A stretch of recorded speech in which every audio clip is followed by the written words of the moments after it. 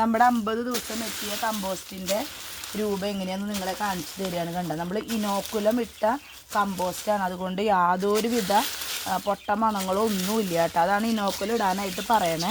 നമ്മളിപ്പോൾ തൈര് അല്ലെങ്കിൽ പുളിപ്പിച്ച കഞ്ഞിവെള്ളമൊക്കെ ഒഴിക്കുമ്പോൾ ചെറുതായിട്ട് മണം വരും നമ്മൾ ഭക്ഷ്യ വേസ്റ്റുകൾ ഇടുമ്പോൾ.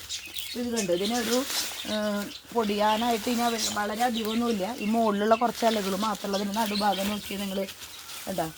ഒരു വിധമൊക്കെ പൊടിഞ്ഞ് കഴിഞ്ഞു. പിന്നെ 50 ദിവസമായി എന്ന് പറഞ്ഞല്ലോ. ഇനി ഒരു 10 ദിവസം കൂടിയാണ്, 2 മാസം ആവാൻ വേണ്ട. അപ്പോഴേക്കും ഇത് കുറച്ചും കൂടി കമ്പോസ്റ്റ് ആവും. അപ്പോൾ ഇങ്ങനെ ആയാലും നമുക്ക് ഗ്രോ ബാഗിലൊക്കെ ചെയ്യാൻ പറ്റും കേട്ടോ. കണ്ടോ, ഇതിൻ്റെ അടിഭാഗമൊക്കെ കമ്പോസ്റ്റായി കഴിഞ്ഞു. അപ്പോൾ ഇത് ആഴ്ചയിൽ ഒരു പ്രാവശ്യം ഇളക്കുക. പിന്നെ ഇതിൻ്റെ ഉള്ളിലൊരു ചൂട് മെയിൻറ്റെയിൻ ചെയ്യണം, എന്നാലാണ് നന്നായിട്ട് കമ്പോസ്റ്റ് ഉണ്ടാവുക. അപ്പോൾ നമ്മൾ മൂടിയിടണം. ഇപ്പോൾ മഴ പെയ്ത് തുടങ്ങുമ്പോൾ നമുക്ക് തെങ്ങിൻ്റെ കടക്കിലൊന്നും കമ്പോസ്റ്റ് ഉണ്ടാക്കാൻ പറ്റില്ല.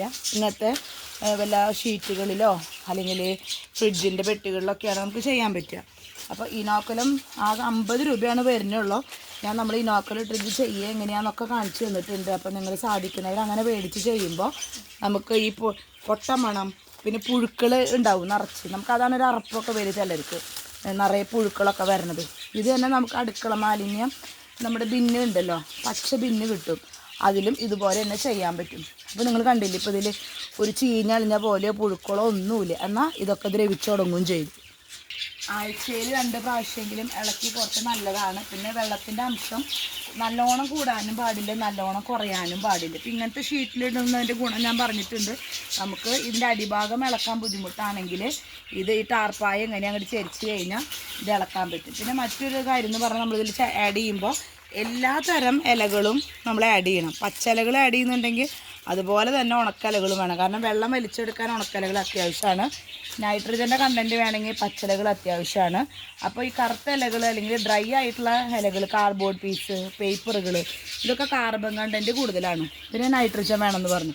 പിന്നെ പഴത്തൊലി, പിന്നെ നമ്മുടെ ചക്കയുടെ വേസ്റ്റ്, മുട്ടത്തോട്, കാൽഷ്യം കിട്ടും. പഴത്തൊലി ആകുമ്പോൾ ഫോസ്ഫറസ് കിട്ടും. അങ്ങനെ എല്ലാ മിശ്രിതങ്ങളും നമ്മളിതിൽ ചേർക്കുമ്പോഴാണ് നമ്മുടെ പൂർണ്ണ കമ്പോസ്റ്റായിട്ട്, പൂർണ്ണ വളമായിട്ട് ഇത് മാറുന്നത്. പിന്നെ ഈ ഇനാക്കുലം അല്ലെങ്കിൽ നമ്മൾ പുളിപ്പിച്ചതൊക്കെ ചേർക്കുമ്പോൾ സൂക്ഷ്മാണുക്കൾ അതിൽ കൂടും. നമുക്കറിയാമല്ലോ, പുളിപ്പിക്കുന്നതിൽ ഫെർമെൻറ്റേഷൻ നടക്കുമ്പോൾ ബാക്ടീരിയ പ്രവർത്തിക്കുന്നുണ്ട്.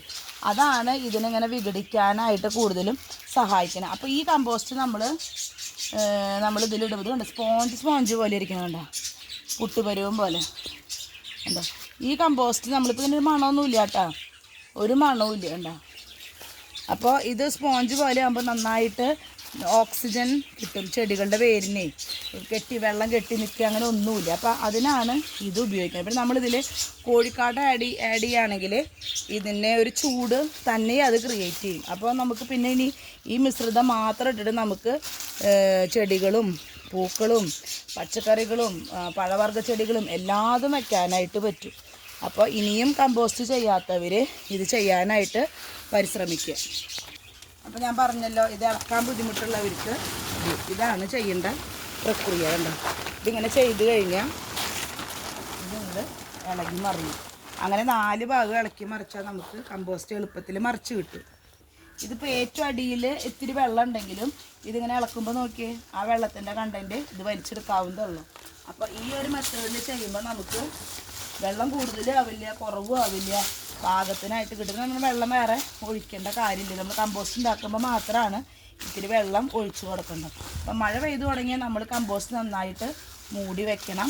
മഴയില്ലാത്ത സമയത്ത് അതിൻ്റെ ഷീറ്റിൻ്റെ ഏതെങ്കിലും സൈഡ് നമ്മളൊന്ന് തുറന്ന് വെച്ചാൽ അതിനൊരു എയർ കണക്കണം. എയറില്ലെങ്കിൽ ഇതിങ്ങനെ അട പോലെയാവും. അപ്പോൾ എല്ലാ കാര്യങ്ങളും ഭംഗിയായിട്ട് ചെയ്താൽ കമ്പോസ്റ്റ് 2-2.5 മാസത്തിൻ്റെ ഉള്ളിൽ ശരിയായി കിട്ടും. അല്ലെങ്കിൽ സമയം എടുക്കും കേട്ടോ.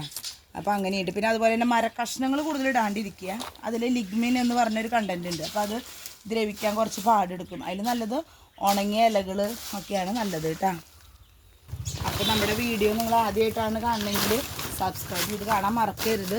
ഈ ഒരു കാര്യം നിങ്ങൾ ചെയ്യാനും മറക്കരുത് കേട്ടോ. കമ്പോസ്റ്റ് നമുക്ക് ഏതൊരു ചെറിയ കർഷകനായാലും വലിയ കർഷകനായാലും അത്യാവശ്യമാണ്. പിന്നെ ഒരു പ്രധാന കാര്യമുള്ളത്, നമ്മൾ കമ്പോസ്റ്റ് ചെയ്യുമ്പോൾ ഇട്ടുകൊണ്ടേ ഇരിക്കരുത്. ഒരാഴ്ചയുടെ ഫുള്ള് സാധനങ്ങൾ ഇട്ടിട്ട് അത് സെറ്റാക്കി വെക്കണം. പിന്നെ അടുത്ത സ്ഥലത്ത് വേണം നമ്മൾ ചെയ്യാനായിട്ട്. അപ്പോൾ എല്ലാവർക്കും ഓക്കേ.